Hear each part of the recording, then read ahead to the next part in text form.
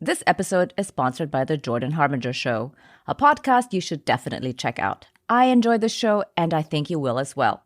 Search for The Jordan Harbinger Show, that's Jordan, H-A-R, binge R, in Apple Podcasts, Spotify, or wherever you're listening now.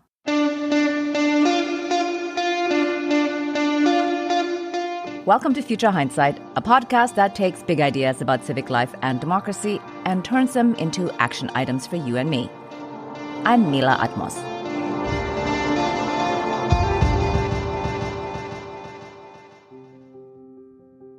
Hope is a practice. It's something we can choose to do, and it's also the primary renewable fuel source for activism. In spite of everything going on in the world, all the challenges we face, this show is doggedly, stubbornly hopeful. And that is why, at the end of every conversation here on Future Hindsight, I ask our guests what makes them hopeful. And often, the answer is young people. From university professors to community organizers to writers. They say, young people give them hope for the future. So this week on Future Hindsight, we're asking what makes young people hopeful? What motivates them? I'm guessing they're not pointing to us older folks as a source of hope. In fact, they would have every right to be pissed off by the way we seem to have hung our hopes on them, cleaning up the many messes we're in, the many messes we've had a large hand in making. So I'm thrilled to welcome two Gen Z citizen changemakers to the show. I feel like this generation is very connected to the stakes. Climate catastrophe, racism, authoritarianism, they get it. And it's high time we listen to them. Aidan Kohn-Murphy is the founder and executive director of Gen Z for Change, and Zack Petocz is a political strategist at Gen Z for Change, working on the midterm elections. Gen Z for Change is a nonprofit organization leveraging social media to promote civil discourse and political action. Aidan and Zack, welcome to Future Hindsight. Thank you for joining us. Thanks so much for having us. Yeah, super excited to be here. So, Aidan, I kind of want to start with hope. We'll end with it too, but I'm struck by, to borrow a phrase, the audacity of hope for young people. We face such huge challenges, and there does seem to be a generational divide in terms of the urgency with which we treat those challenges. You all have had your lives turned upside down by COVID and lockdowns. Your futures are threatened by climate change. High school shootings are a fact of life. Trump was the president for most of your teenage years. You were born after 9/11, and we've waged war in Afghanistan your entire lifetime so far. And statistics tell us the chances of your lives being better than your parents are growing ever slimmer. So how do you maintain hope? It's a good question, especially after listing all of the very, very rough things that have happened in our lifetimes. Well, I mean, just some of them. I think that hope is the only option for young people. I think that we want to make change and we want to make a difference. And we can't do that without feeling like we have the power and ability to do something that can create or lead to a better world. The way that I view things is if I leave like a positive impact on the world, if I help like one person, if Gen Z for Change is able to support in any way at least one person, then we are leaving our positivity on the world. And I think that that's the way that you have to view it, especially when you grow up through a billion concurrent crises. So, Zack, I listed a parade of horribles here in that last question, but you tell me, what are the issues that are most pressing for your generation? I think for a long time, we've seen politicians in power kind of ignore our generation as we've been forced to endure such abuses. And right now, analyzing, research from sources such as the Harvard Kennedy School, we're seeing that young people are being affected by the things that are most targeted to us. We're getting our key rights taken away.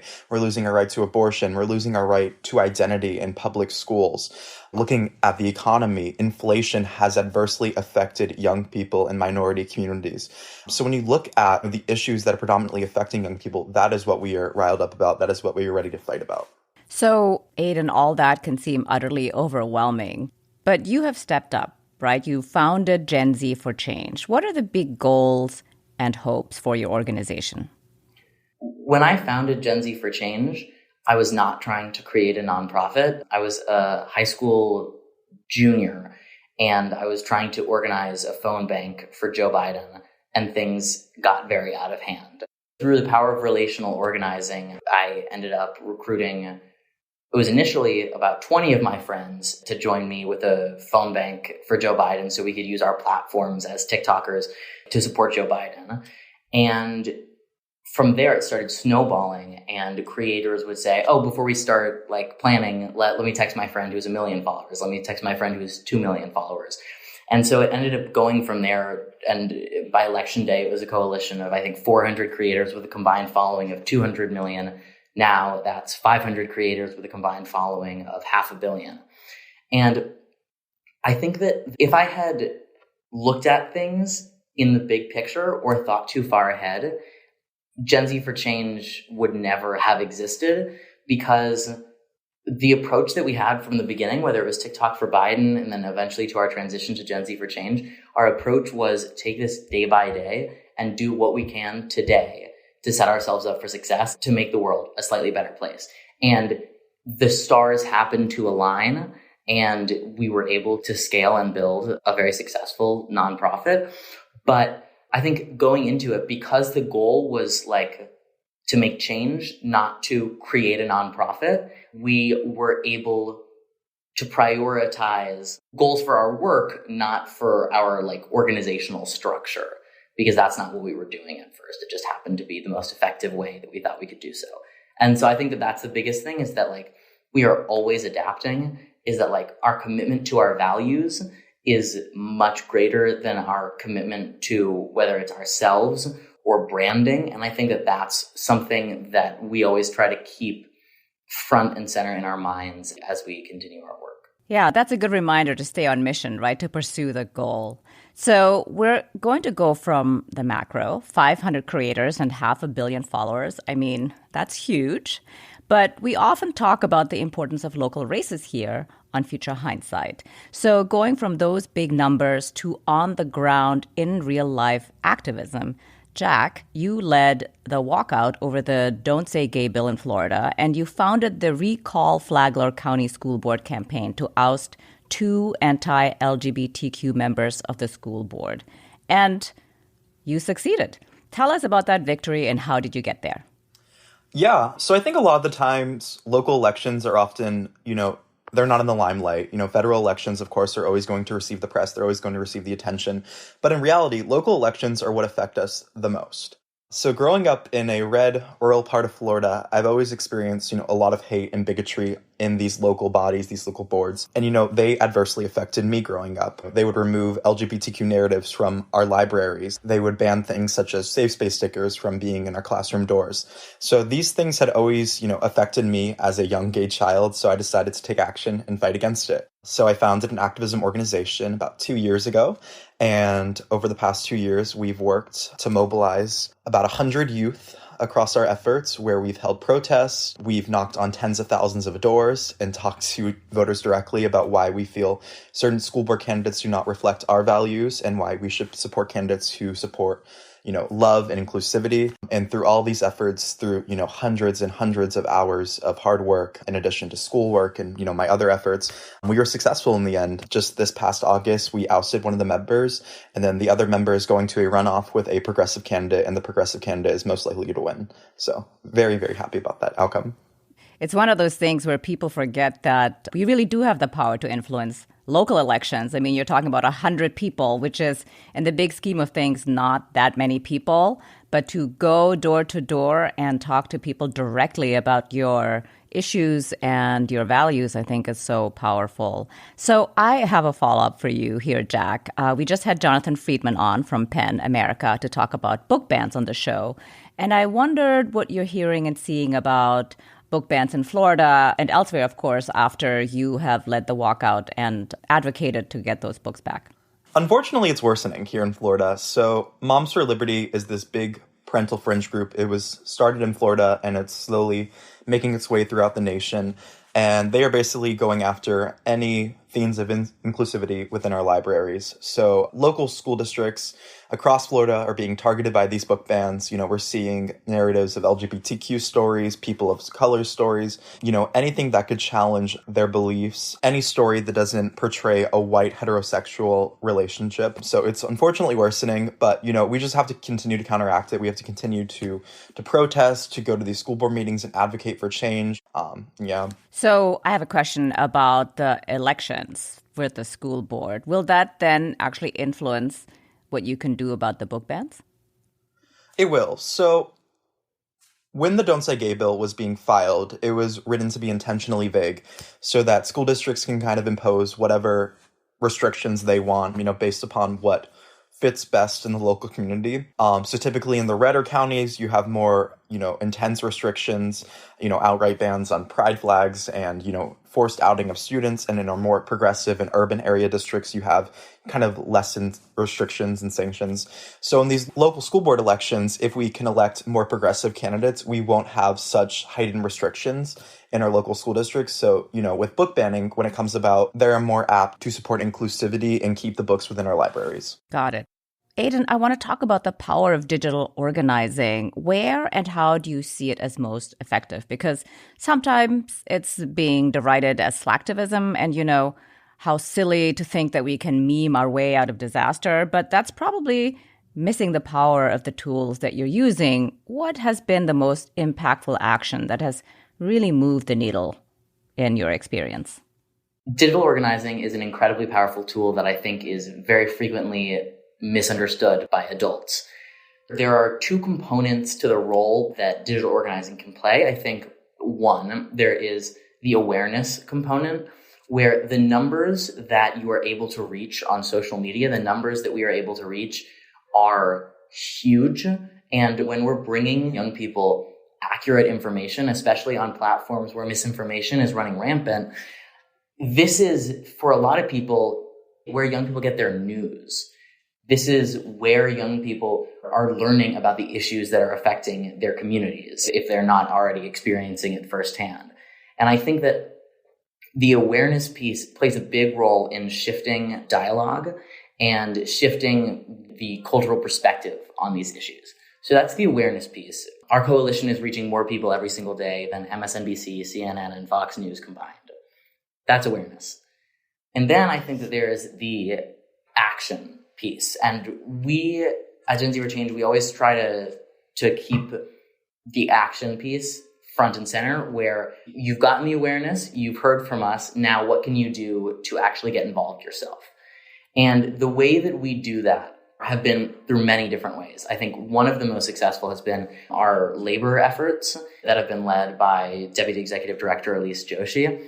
We have an amazing team of coders and digital strategists such as Sean Wiggs and Sophia Angele, and they both developed codes that would spam the Starbucks job application portal where they're trying to hire scabs for fired unionizing workers. And so, but by providing that tool to young people, we were able to spam the Starbucks job application portal with over 140,000 false job applications to prevent them from their union busting tactics. So there is that piece. There's also the $2.4 million that our director of political strategy, Olivia Giuliana, raised that split among 50 abortion funds across the country. And I think that there are all of these clear paths to action that we have been able to provide that I think have gotten a lot of people involved. And so, yeah, Jack, do you have anything to add? Yeah, I also want to comment on the communication factor of digital organizing. So when I was planning the Don't Say Gay walkouts, I don't think that I could ever have scaled it in a week to the level that it was without the tool of social media. I was communicating through Instagram DMs for that week that I was organizing, and I was able to talk to people in San Francisco, in Key West, in Sarasota. And that is why the Don't Say Gay walkouts was so incredibly successful. And that's how we were able to mobilize thousands and thousands of youth. Without that incredible tool, we wouldn't have been able to have that reach. So it is an incredible tool with digital organizing, with coding, and with, awareness, but it's also great to mobilize people on the ground as well.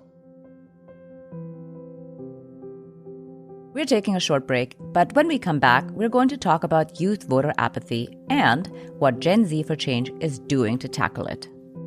But first, thanks to the Jordan Harbinger Show for supporting Future Hindsight. Jordan combines in-depth interviews with some of the world's most fascinating minds, like former U.S. Senator and Representative Barbara Boxer. You always learn something useful from these conversations. How to get tough when the odds are stacked against you, or how to seek common ground and get things done when it seems impossible. And that's just the beginning. Jordan responds to listener questions on Feedback Friday episodes on a range of topics, like how to ask for a raise at work or how to help your relative escape a cult. Whether Jordan is conducting an interview or giving advice to a listener, you'll find something that you can apply to your own life. That could be discovering a slight mindset tweak that changes how you see the world, or learning how to ask for advice the right way. Search for The Jordan Harbinger Show, that's Jordan, H-A-R, Binge R, in Apple Podcasts, Spotify, or wherever you're listening now. When election season rolls around, it's easy to get distracted by the candidates, the polls, and the pundits. But elections, how they're run, how they're funded, how they're covered by the media, and who votes in them are critical to the health of American democracy. Something that you might have noticed is in some trouble right now. 2022 Midterms, What's at Stake, a series from the Democracy Group podcast network, will go beyond horse race politics to look at some of the deeper issues that could shape American democracy for the next 2 years and beyond. You'll hear from scholars and other experts from across our network of podcasts devoted to democracy, civic engagement, and civil discourse. Subscribe to 2022 Midterms, What's at Stake, wherever you're listening right now.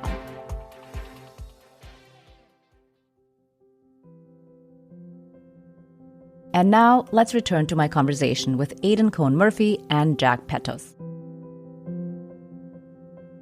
So, Zack, when you talk to your peers about the news and legislation and the issues, what are the most common blind spots? Like, what are younger people unaware of, especially if you're organizing them to walk out and knock on doors? What is the feedback that you hear from your peers about messaging?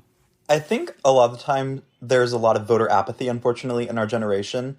I think a lot of young people feel like their vote doesn't matter because, politicians have been in power for decades and have not done anything to address the issues that are affecting us most. So I think we just have to counteract that and get candidates into power that reflect the values of Gen Z and who look like Gen Z, who reflect the diversity of Gen Z. You need to get young people in power. You need to get people of color in power. You need to get LGBTQ people in power and show them that, you are represented in Congress, you're represented in these races, and that is what's going to mobilize people, not politicians constantly peddling talking points and going to Congress and not doing anything about them. So I think just getting people into power that reflect the diversity of Gen Z and, who care about the issues that are affecting us most is what's going to counteract that voter apathy. And we're seeing that trend already. We had record turnout in the 2018 midterm elections. We had on par with record turnout in the 2020 presidential election, and we're getting candidates into office like Maxwell Frost, who's the first Gen Z member to ever be elected to Congress. He's most likely going to be elected now here in November. So I think we're seeing very encouraging signs, but yeah. So from all that you've said, do you believe that 18-plus-year-olds really, are going to turn out to vote in the midterms, both of you? Very hopeful. It's going to be my first election that I can vote in, so that's very exciting. I was briefed by the HYP Harvard Youth Poll in July, and they said that, they were on track for record turnout to exceed the 2018 levels, so that was very encouraging to see. I'm also confident. I think that especially what we've seen in primary and special elections post the Dobbs decision, as well as all of the amazing on-the-ground organizing, has made it very clear that young people are not going to take the curtailing of our generations and our species' basic human rights. Like, we're not going to take that lying down.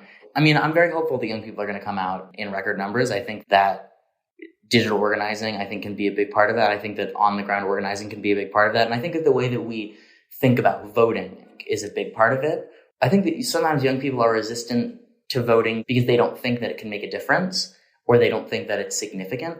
And I think that what's important to think about is that, like, imagining your vote as just one tool in your civic engagement toolkit, or toolbox rather. Like, you have all of these tools that you can use to make change, and this is just one of them. So it's added. It's not just you vote and then you've made your positive difference for the day. No, it's you vote and then what do?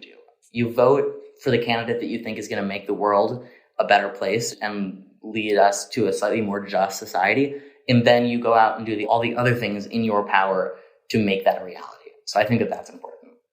So since you just mentioned your civic action toolkit, is this basically what you have to explain over and over to your peers, that you need to build a box of tools and one of them is voting? Or what do you find you have to explain a lot?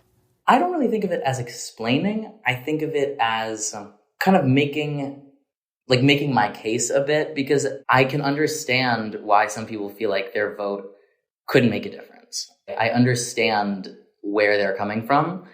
I think that I try to make my case for why your vote actually does matter and why you can make a difference. And I think that part of the messaging has been diluted by party establishment of like, you need to cast your vote or everything is going to get so much worse, which is true. But because it's just politics, it centers action only on voting. And there are so many ways that you can make a difference. And there are so many ways that social movements have been more effective than political movements. And there are so many ways, and almost every major systemic change has been a social movement that led to political action and put pressure on lawmakers. And I think that remembering that, that voting is additive and it's not your sole piece of action. Yeah, well put. So, Jack, since you have been knocking on doors, I'm curious what you hear in those conversations that you have as a Gen Z activist. I think that people are tired of the politicizing of a lot of our key institutions here in America. I think they're tired of education being under attack. I think they're tired of, the constant back and forth between parties. So I think they really just want to, go back to a time when we all understand each other and, we're ready to make progress together and ready to progress the nation together. And everything isn't so tumultuous. Everything isn't so scary and dangerous. And, how we don't have to frame voting as a defense system, unfortunately. So I think, we just want to make progress together. We want to go back to a time period when we can do that. And we're not fighting for basic human rights, unfortunately. And that's basically what I'm hearing is, we're just tired of having to constantly fight back against attempts to suppress our voices, to suppress, our basic human rights. Mm-hmm. Yeah, I'm also reflecting here about how centering on just voting cuts out a whole bunch of your generation, right? To kind of say, sit this one out until you can vote. And, your activism is basically useless without your vote. So, Aidan, what could progressives be doing better to communicate with and activate Gen Z? What are the tools they need to pick up and run with? I think the biggest thing that I would say is listen to and uplift Gen Z. Because I know that for a lot of groups and organizations, staffers that I've been in conversation with are like, how do we make young people do this? How do we make young people do that? And I think that framework is wrong because they are trying to fit Gen Z around their, the structures that they understand and the tactics and messaging that they understand, rather than actually uplifting the Gen Z advocates and activists who understand their own generation and are putting in the work already.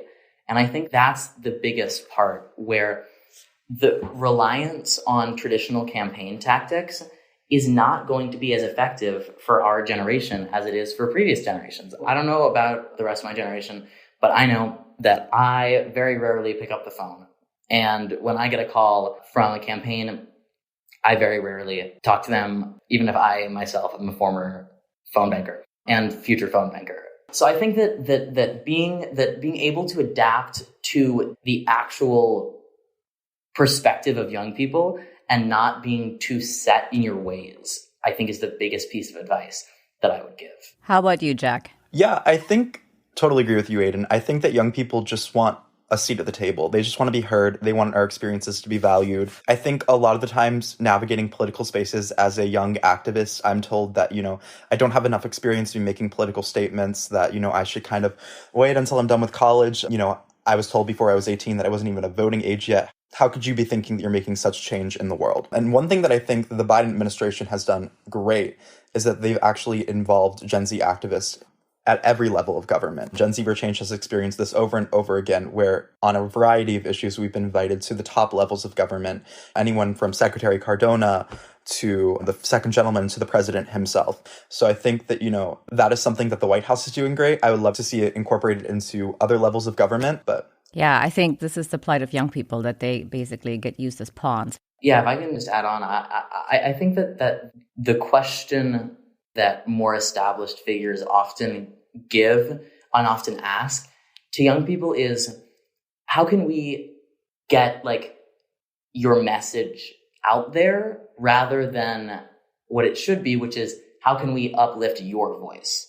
Where instead of trying to adapt a series of principles that you're told by someone in Gen Z, actually work with people in Gen Z, work with us to make this targeted messaging, because I think that sometimes adults, and I actually think all of us, have a hard time admitting when something new comes along that perplexes us and confuses us and that we don't understand. Social media and social media messaging, a lot of it is not intuitive. It's not something that you're able to master going into it with no experience. And we've seen a lot of political campaigns try and fail to use social media, whether it be TikTok or Twitter or Instagram. So it's not enough just to be on the platforms. It's about working with people in Gen Z who understand what appeals to our generation and uplifting their voice rather than just repackaging their messaging. What would that look like for adults to uplift your messages in an ideal world, as opposed to trying to package you into what they want to say? I think just part of it is giving young people the platform to talk about the issues that they care about. I think especially for political parties or governmental bodies, that's what it looks like, is giving young people access to actually talk to policymakers and people who are enforcing this policy, which I think the Biden administration has done a good job of, giving this actual platform and giving young people the access to talk to these people. Well, I think you really hit the nail on the head here about it being a little perplexing for us.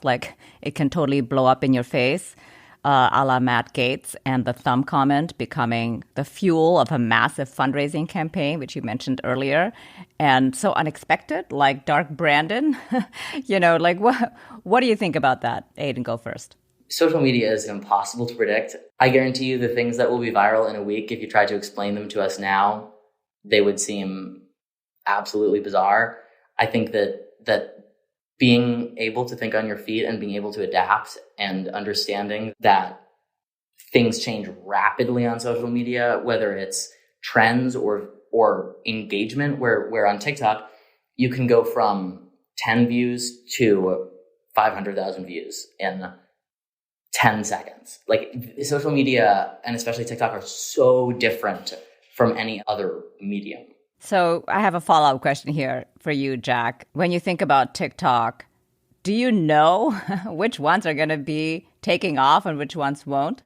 Truly, I do not. It's all a matter of chance and what the algorithm picks up. It depends on how viral the news story is, how much content is pushed out there already. So it's kind of just all about chance. Some TikToks that I put not a lot of effort into do great. Some TikToks that I put a ton of effort into, they kind of flop and they don't do that great. So it's random. It's just what the algorithm wants, to uplift on people's feeds. So then, Jack, what is your message about the midterms?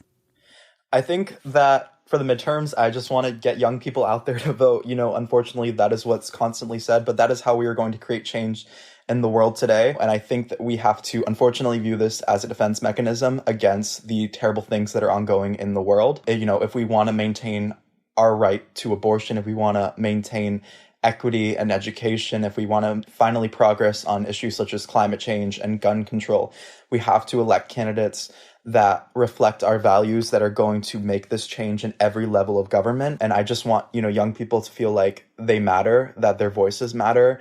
And, these politicians being in power for a long time, I think we elect candidates like Maxwell Frost to Congress, that we can finally create real change and, get ourselves on a pathway to success for us all. So speaking of Maxwell Frost, do you guys actively endorse candidates?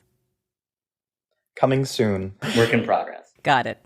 So, Aidan, what are 2 things a Gen Z listener can do to join your efforts? One thing would be to check us out on social media channels at Gen Z FOR for Change on all platforms. We are very frequently putting our efforts up there and providing people with ways that they can get involved.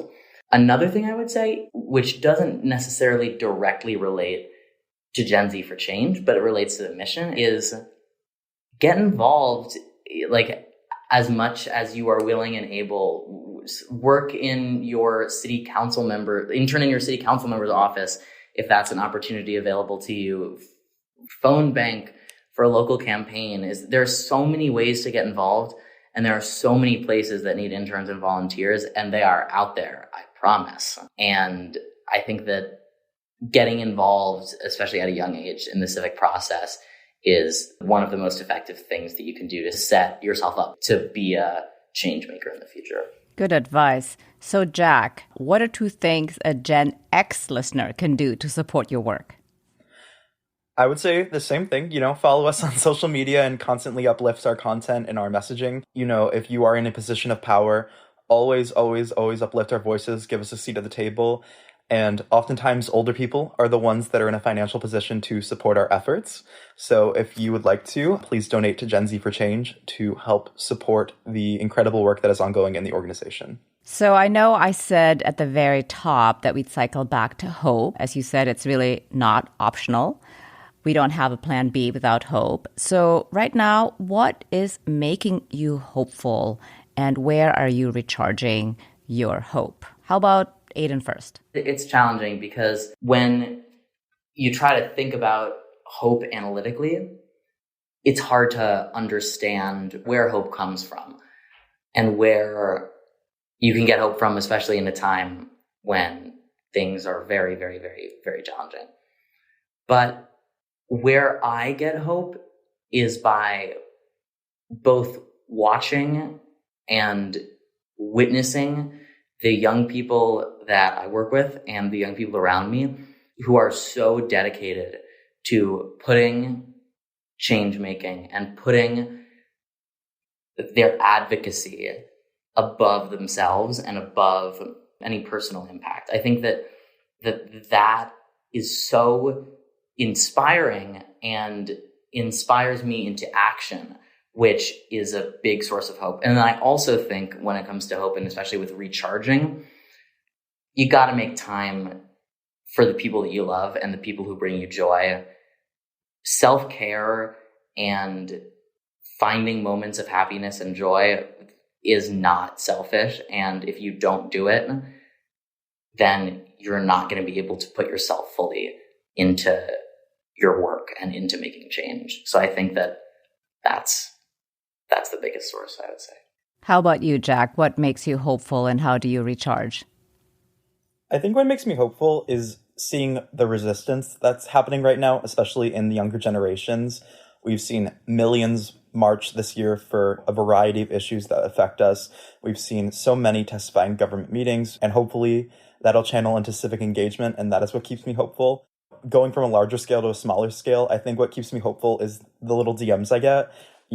Kids who are struggling with their identity telling me that they felt comfortable coming out because of my efforts, that they felt, worthy in this world. And that small change in the world really keeps me going, and it makes my week whenever I get a message like that. That is indeed very hopeful. Well, thank you both, Aidan and Jack, for joining us on Future Hindsight. It was really a pleasure to have you on.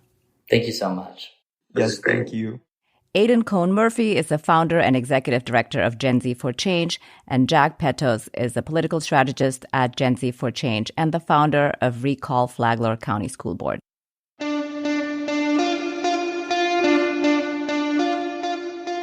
Next week on Future Hindsight, we're joined by Ryan Bussey, a former firearms executive, senior policy advisor to Giffords, and author of Gunfight, My Battle Against the Industry That Radicalized America. This hell no-ism, which now infects so much of our politics, including like right down to our local school board elections, where we often see this. A bunch of parents get together, and if they can't have their way 100%, then they're just going to like raise hell until they get it. Like that started with NRA-ism. That's next time on Future Hindsight. To hear all the latest on the show, find Future Hindsight on Twitter. Follow us at FUTUR_Hindsight. And our DMs are open. We'd love to hear from you about anything from what your civic engagement toolkits look like to suggestions for guests. Search for Future Hindsight on Twitter now. This episode was produced by Zack Travis and Sara Burningham. Until next time, stay engaged.